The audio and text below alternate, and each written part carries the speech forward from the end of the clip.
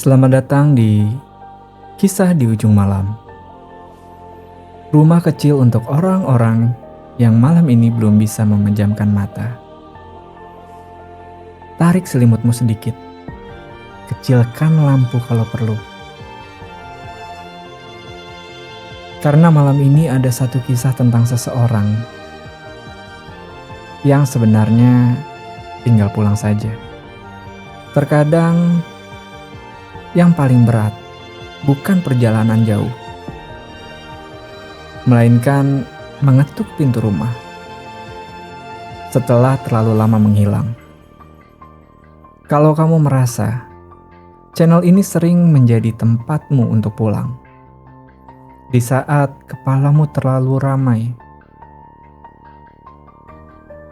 silakan subscribe. Supaya kita tidak saling kehilangan di malam-malam berikutnya. Mari kita mulai. Malam itu, terminal terlihat lebih terang dari biasanya. Lampu putih menggantung di langit-langit yang kusam. Memantul di genangan air hujan yang belum benar-benar kering. Orang-orang datang sambil membawa tas yang besar. Anak kecil yang tertidur di pundak ayahnya. Ibu-ibu yang menggenggam kantong makanan. Dan riuh suara pengumuman keberangkatan yang terus terdengar. Seperti gema yang hidupnya sudah lelah. Di antara semua orang yang sedang bersiap pulang, ada satu orang laki-laki yang justru berdiri diam. Terlalu lama di depan loket. Sebut saja namanya Arga. Usianya baru menginjak 28 tahun. Dan malam itu, ia sudah hampir 1 jam memegang dompetnya, tanpa benar-benar membeli tiket apapun. Padahal tujuan pulangnya sederhana. Hanya ingin melihat ibunya. Hanya itu. Terkadang semakin sederhana sebuah kepulangan, semakin besar rasa takut yang ikut mengantarnya. Arga kembali melihat ponselnya. Ada satu chat paling atas. Namanya Ibu. Pesan terakhirnya masih sama. Jaga kesehatan ya. Dan belum pernah dibalas. Bukan karena Arga marah. Bukan karena ia membenci ibunya. Ia hanya malu. Karena dulu ia pergi dari rumah sambil berkata, "Aku bakalan sukses di kota. Nanti pulang bawa mobil." Nyatanya, sudah 3 tahun berlalu. Dan yang berhasil ia bawa cuma tubuh yang lelah. Dan memiliki sedikit hutang. Dan jaket yang mulai bau hujan. Suara pengumuman kembali terdengar. Bis tujuan Solo segera berangkat 15 menit lagi. Arga menoleh. Orang-orang mulai berjalan menuju pintu keberangkatan. Dan entah kenapa, dadanya ikut sesak melihat orang lain masih punya tempat untuk pulang tanpa rasa takut. Sebenarnya ini bukan pertama kali Arga mencoba untuk pulang. Sudah berkali-kali. Dan semuanya selalu berhenti di langkah yang sama. memilih tanggal, mengecek harga tiket, lalu diam. Lalu menekan tombol cancel.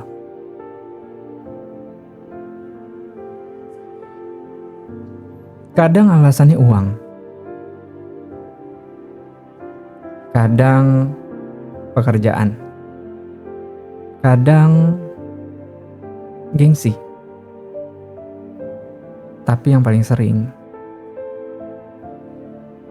karena ia takut melihat mata ibunya nanti. Takut ditanya, "Kamu sehat, Nak?"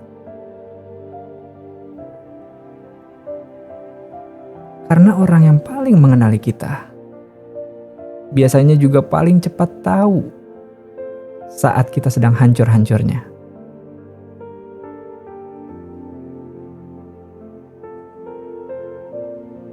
Di kos harga yang kecil, di kamar kos harga yang kecil, cat temboknya mulai mengelupas. Kipas anginnya bunyi tiap malam seperti sedang batuk. Di dekatnya ada kasur yang tipis. Ada satu plastik berisi baju yang belum sempat ia cuci. Ada satu plastik berisi baju yang belum sempat dia cuci. Dan di meja kecil dekat jendela, ada celengan receh yang diam-diam dia isi untuk dia pulang.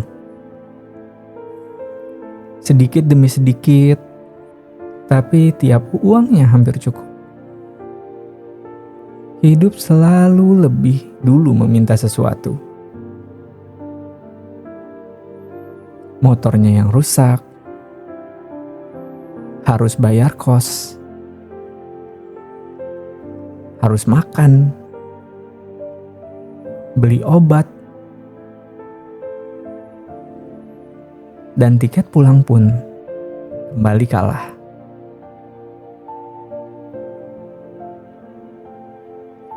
Aneh, sungguh aneh. Kadang seseorang bisa bertahan hidup di kota sebesar ini,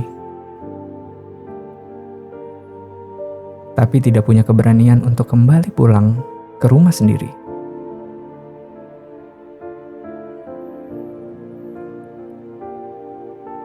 Malam-malam tertentu, Arga kembali membuka ponselnya diam-diam. Ada foto dapur rumah, ada foto jemuran belakang rumah, dan ada foto ibunya yang sedang memegang sendok sambil marah karena difoto diam-diam. Dan setiap melihat itu, Arga selalu berkata dalam hatinya, "Besok aku akan pulang." Tapi besoknya tidak pernah benar-benar datang. Malam itu sebenarnya berbeda. Karena untuk pertama kalinya, Arga benar-benar datang ke terminal. Bukan cuma membuka aplikasi. Bukan cuma melihat jadwal keberangkatan. Bukan cuma melihat harga tiket. Ia datang. Ia berdiri di sana. Ia bahkan sudah tahu kursi yang tersedia. Nomor 17. Entah mengapa, ia selalu mengingat nomor itu terus. Kursi di dekat jendela.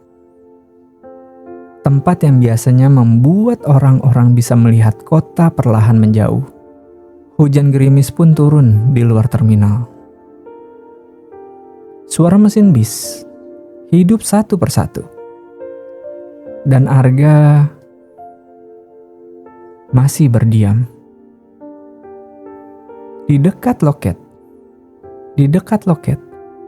ada seorang ibu yang sedang membenarkan kerah baju anaknya. sambil berkata, "Jangan tidur terlalu malam di bis ya." Kalimat sederhana itu membuat dada Arga menjadi penuh. Karena sudah lama sekali tidak ada yang mengingatkan hal kecil seperti itu. Ibunya dulu juga begitu. Selalu cerewet soal hal-hal kecil. Kalau hujan, jangan lupa masukin jemuran. Kalau makan, jangan sambil main HP terus. Kalau capek, kamu istirahat ya. Hal-hal yang dulu terasa mengganggu, ternyata sekarang jadi sesuatu yang paling dirindukan. Arga mengeluarkan uang dari dompetnya. Dia menghitung pelan-pelan. Sebenarnya kurang sedikit. Tapi masih bisalah kalau dipaksa. Dan malam itu, untuk pertama kalinya, ia melangkah mendekati loket. Satu langkah lagi, Arga bisa pulang. Satu langkah lagi, Arga bisa memeluk ibunya. Satu langkah lagi, semua rindu yang tertunda bisa selesai. Tapi tepat sebelum berbicara, ponselnya bergetar. Pesan dari teman kerjanya masuk. "Gah, besok bisa gantiin shift nggak? Gue lagi sakit nih." Arga terdiam cukup lama. Lama sekali. Lalu secara perlahan, Arga mundur lagi. Karena hidup orang dewasa kadang sesederhana itu tragisnya. Kepulangan bisa kalah oleh kebutuhan besok pagi. Arga akhirnya pulang dan hampir sampai di kos tengah malam. Jalanan basah, lampu-lampu kota yang memantul di aspal, seperti kenangan yang tidak mau hilang. Dan begitu sampainya di kamar, ia duduk di lantai. Sepatunya pun belum dilepas, dan jaketnya masih basah. Dan tiket yang tidak jadi dibeli itu masih terasa seperti sesuatu yang tertinggal di dada. Arga membuka chat ibunya lagi. Kemudian dia mengetikkan sesuatu. "Habis gajian aku pulang ya, Bu." Namun lagi-lagi tidak jadi dikirim. Karena Arga takut janji itu kembali gagal. Dan malam semakin sunyi. Dan manusia paling kesepian biasanya memang paling sulit untuk tidur. Sekitar jam 4 pagi, ponselnya kembali berbunyi. Nomor dari kampung. Arga mengangkat dengan pelan. Dan di seberang sana, suara bibinya langsung pecah. "Ya, ibu kamu tadi malam masuk rumah sakit." Dan dunia tiba-tiba terasa terlalu hening. Terus, ibu sudah gak ada, Ga. Tidak ada suara lain setelah itu. Karena beberapa kabar memang terlalu besar untuk langsung dipahami manusia. Arga hanya terduduk diam. Tangannya gemetar. Dan untuk pertama kalinya, ia sadar bahwa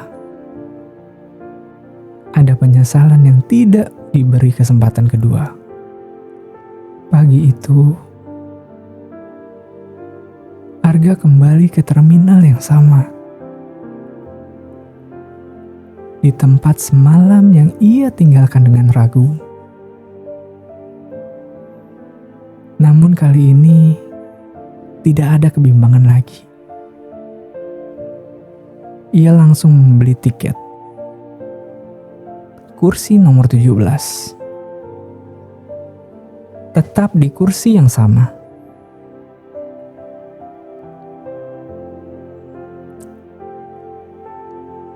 Lucunya, kadang hidup memberi apa yang kita tunda. Tepat di saat semuanya sudah terlambat.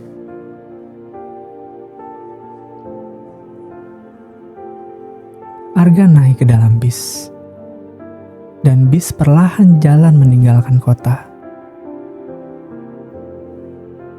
Arga duduk di dekat jendela. Sambil melihat gedung-gedung yang menjauh. Melihat jalanan pagi yang mulai ramai. Dan di antara suara mesin bis, kepalanya selalu dipenuhi satu kalimat kecil. Kapan pulang, Nak? Kalimat yang selalu ia jawab dengan nanti. Padahal ternyata tidak semua nanti diberi umur panjang.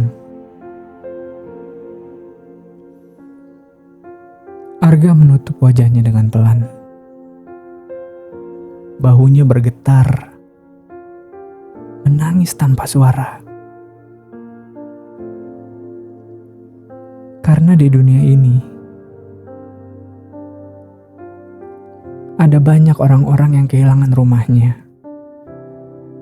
Bukan karena bangunannya hilang, tapi karena orang yang menunggunya sudah tidak ada lagi.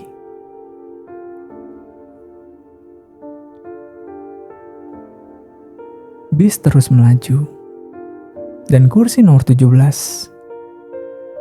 akhirnya membawa seseorang untuk pulang. Meski bukan lagi untuk disambut. Kadang ada hal-hal yang terlalu berat untuk diceritakan kepada orang-orang terdekat. Karena itu, Surat Tengah Malam selalu terbuka untuk kisah-kisah yang belum sempat menemukan rumahnya sendiri. Dan begitulah. Ada luka yang memang tidak selesai saat diceritakan. Tapi setidaknya malam ini, kamu tidak lagi sendirian. Kalau kamu juga punya kisah yang terlalu sesak disimpan sendiri, titipkan ke Surat Tengah Malam.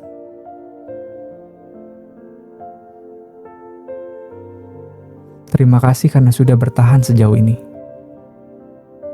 Semoga setelah video ini selesai, dadamu sedikit lebih ringan.